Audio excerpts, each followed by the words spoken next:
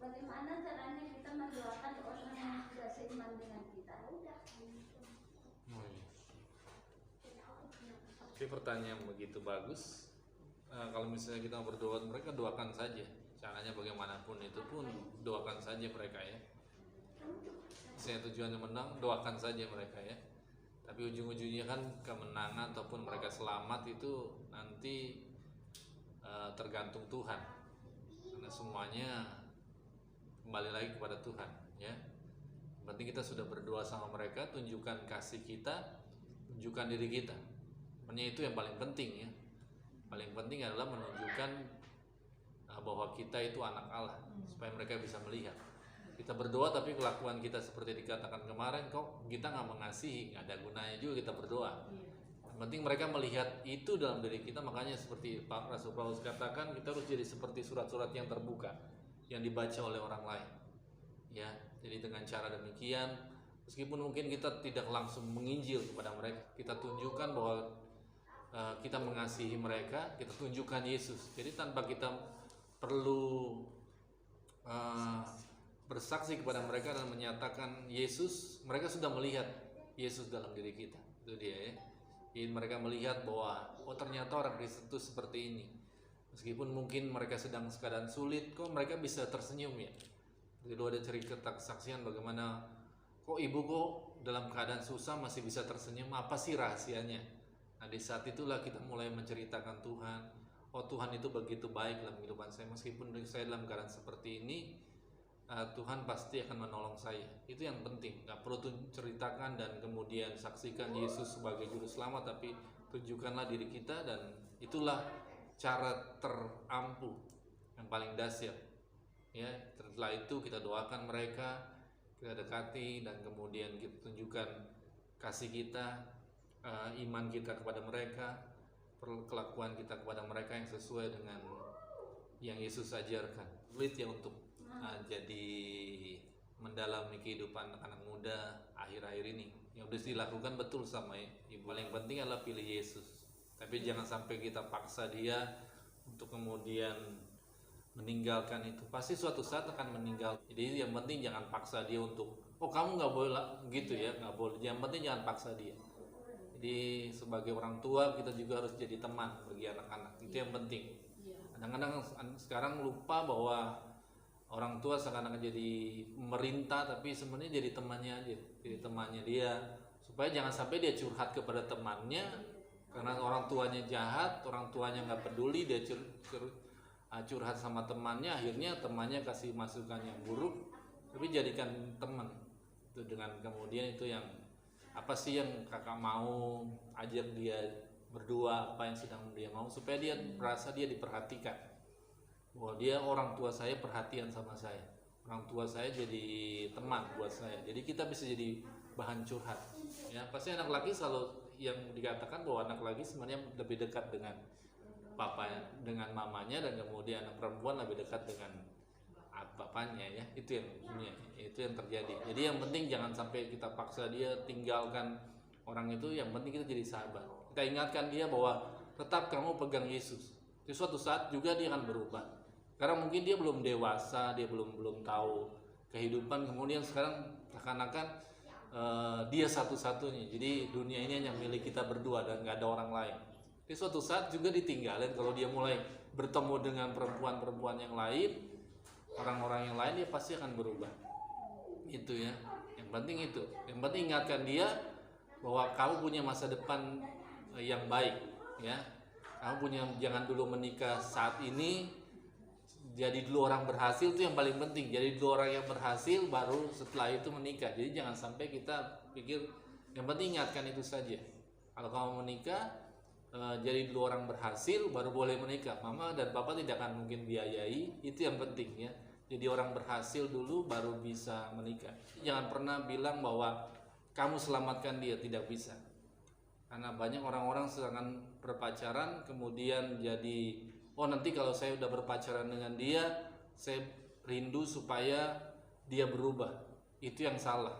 Makanya pernikahan seringkali gagal karena mereka sudah tahu laki-laki ataupun perempuan itu jahat, kemudian dia berpikir dia bisa merubah. Itu hal yang salah, itu hal yang terbalik Karena seharusnya pernikahan harus dimulai dulu dengan bahwa dua-duanya sudah dewasa dan dua-duanya sudah siap untuk menghadapi pernikahan, ya. Itu yang penting. Jadi ingatkan dia tetap pegang Yesus, jangan pernah lepaskan Yesus. Itu saja yang selalu kita ingatkan kepada orang-orang pada itu. Jadi jangan sampai paksa, kan? Tinggalkan dia dan lupakan dia. Nanti dia memberontak, itu yang akan terjadi. Yang penting ingatkan dia untuk itu. Kecuali kamu bisa juga kata-kata yang tadi, ya, kamu boleh pacaran dengan saya tapi kamu harus jadi Kristen. Iya begitu, itu harus ditegaskan. Kalau misalnya nggak mau seperti itu, tinggalkan saya. Masih banyak perempuan di luar sana, ya seperti itu yang harus diingatkan. Itu yang harus dia bisa tegaskan kepada orang itu. Kalau kamu nggak mau lakukan hal seperti itu, maka tinggalkan saya. Karena kan tujuan kita untuk menyelamatkan anak kita juga. Jangan sampai dia kemudian menikah dengan ataupun punya pasangan yang suatu saat akan dia sesali. Kan pernikahan itu satu kali untuk selama-lamanya. Kristen itu nggak ada bilang cerai gitu. Ya, jadi pilih yang baik sehingga nanti dia pasti akan mundur kok. Apakah yang dimaksud dengan pertobatan sejati? Pertobatan sejati yang pertama itu kita harus mengerti tentang dosa. Yang pertama itu kita ketika berbicara tentang dosa itu dalam bahasa aslinya itu disebut hamartia. Ya, artinya tidak tepat sasaran. Itu sama seperti anak panah yang ketika ditembakkan ke sasaran itu meleset. Nah, ketika seorang disebut bertobat, berarti dia kembali ke sasaran itu, kembali ke sasaran yang semula.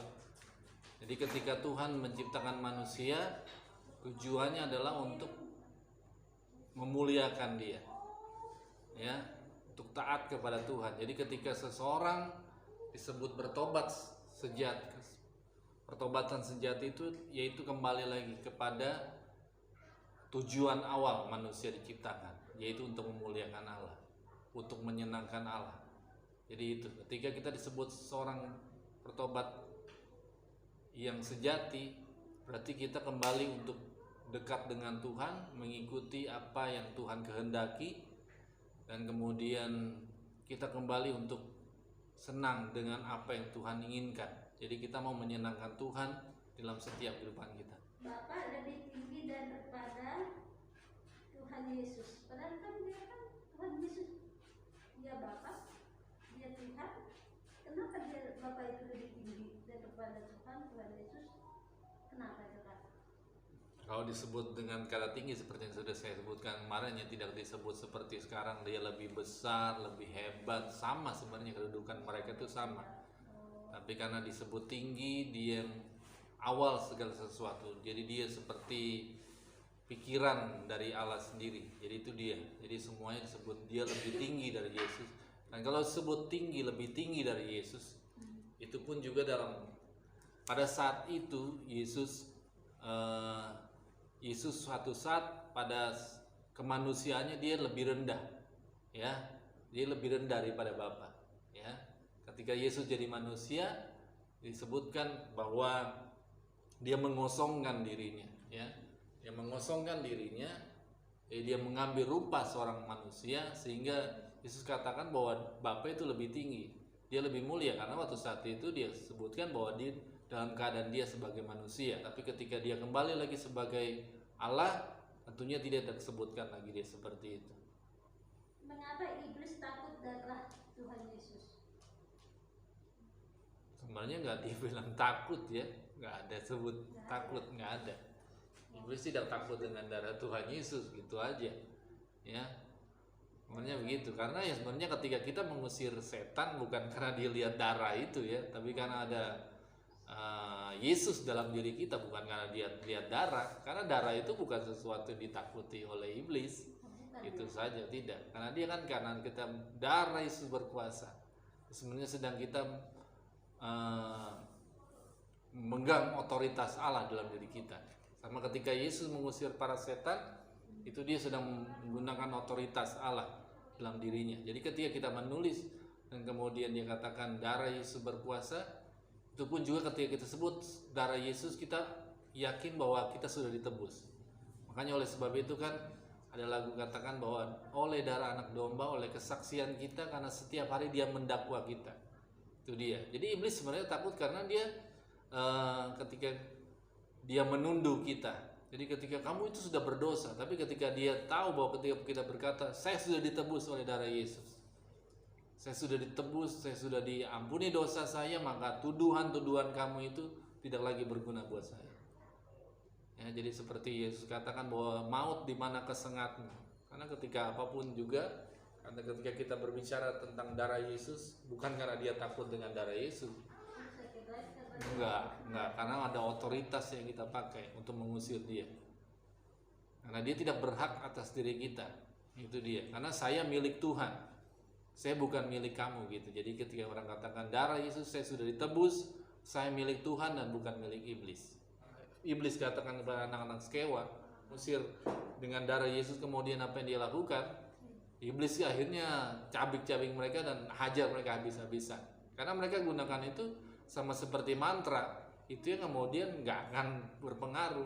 Mereka nggak anggap itu ada otoritas dalam nama itu. 119 ayat 14, coba saudara lihat di sana ya, 14 sampai dengan ayatnya yang ke ya. Atau dari 12, saudara lihat 13 ya. Di sana ada tukang-tukang jampi Yahudi, mereka menyumpahi, terus mereka sebutkan bahwa aku menyumpahi kamu demi nama Yesus yang diberitakan oleh Paulus.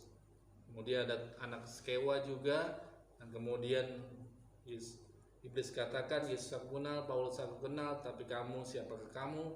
Dan orang dirasuk setan itu menerpa mereka dan menggagahi mereka semua dan mengalahkannya sehingga mereka lari dari rumah orang itu dengan telanjang dan luka-luka.